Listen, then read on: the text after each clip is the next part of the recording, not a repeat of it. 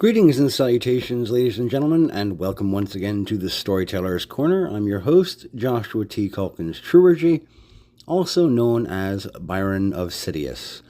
And this is another Storyteller's Perspective. Black Dumpling's sportsball talk question. There is an individual over on X. Yes, once again, I am using a post on X as fodder for doing another one of these Storyteller's Perspective productions. But this one is not one that causes as much irritation as one from Palantir did for me. It's a day that ends in Y, which means that someone, somewhere on Twitter/X, Reddit, or Substack is going to invariably ask the question, why does anyone care about sportsball, or some variable thereof?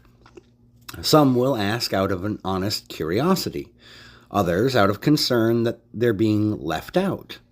While most folks on these platforms will be asking out of raw disdain for the enthusiasts of sports and athletics who are not themselves pro-level participants or degenerate gamblers.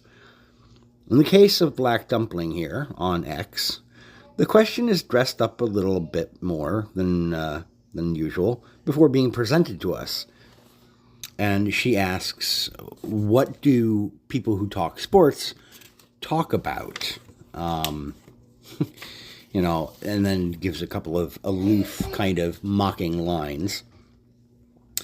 And in the comments, in the aftermath of that post, it didn't take long before someone made the prodding observation that this inquiry depends largely upon the game or sport in question, that each has its own set of subtopics. Ms Dumpling offered a response right away, which she prefaced saying that she wasn't trying to sound snappish or snippish, but that his response, quote, doesn't really answer the question. Newsflash, Ms Dumpling, it did come across snippish, but that's largely down to text not being able to convey tone very well. What we have here, I suspect, is a classic example of talking past each other. To begin with, I'd like to take a stab at clarification, if I may. What I believe Ms Dumpling was looking for was a sense of what sports enthusiasts talk about specifically, with an example offered by whomever responded. In the comments, there was, of course, the usual suspects saying, it's bread and circuses. The common people won't revolt if you just entertain them, which is another common response from folks who think they're too intellectually gifted and superior and smug to engage in the conversations around athletics or sport. But moving along, unfortunately, because of her word choice here, because it was somewhat vague, and as I mentioned, text does not convey tone very well, this interpretation could well be way off on my part, as there's another equally plausible interpretation that would be inserted here, potentially, and that interpretation would be that she was asking sports enthusiasts what they talk about when they're not diving into their primary game of choice. That fellow who said that depends on which game was trying to get some concrete direction, to dig down or drill down to get a better sense of what exactly the question was. Because as much as folks outside of athletics enjoy mocking and denigrating fans of pro sports they seem to almost universally fail to recognize the raw volume of minutiae that can be parsed down into by at least specifying which sport. Are we talking, and I'm going to give an example here, are we talking football, the NFL, the UFL, AL1, or the IFL? Are we discussing on-field strategies for offensive or defensive schemes, college football, high school football?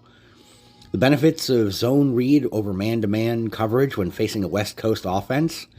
Maybe the need for coordinators to go over audible presets before a game? Are we talking about rule changes? ticket sales and market saturation, what's a mid-sized market versus a small-sized market, the tuck rule, perhaps discussion about the use of instant replay and how challenge systems interact with it, the encroachment of AI camera video surveillance systems when implemented into the game to alter the outcomes of referee decisions made by humans on the field, salary caps, maybe NFLPA negotiations and merchandising rights, game check taxes, fascinating little sidebar on that. Seattle Seahawks quarterback Sam Darnold's game check for this most recent Super Bowl was actually a net loss for the player, thanks to the insane taxes assessed by the state of California, the county of Santa Clara, and the city of San Francisco, which enjoys a zoning exemption for tax collection purposes on revenue from events hosted at Levi Stadium, home of the San Francisco 49ers. This is part of why the Superdome in Louisiana has historically been a preferred host for the Super Bowl by the NFLPA. Due to slightly more lax tax policy, players in the annual championship game get to keep most of their Super Bowl game day checks and any performance-based bonuses. It's more complex than burly guy hits ball good and pretending it's not for the sake of seeming aloof and above-it-all intelligentsia or superior culturally to fans of athletics is at best reductive or dismissive, and at worst it's infuriatingly insulting and demeaning. And those are just examples in one sport, ladies and gentlemen, and Ms Dumpling. Moreover, those are just the tangibles of the thing. This is not even touching upon the general concepts of tradition, training, physical fitness, the routine and discipline exemplified by the men and women in sports. It says nothing of the dedication of personnel and players who strive valiantly, only to fall short of the prize of a championship, and the indomitable perseverance of those people to keep training, to keep learning, adjusting their techniques and approach, and continuing to remain capable. Now, if you meant to ask, what do sports fans talk about besides sports? Well, take your pick, Ms Dumpling. It's a big world out there, and the people in it are seldom as surface level as big guy put ball in receptacle for points. If you want to know about a subject from an enthusiast, try forming the question in a way that's less foggy than the misty forests of Fae that your avatar might hail from.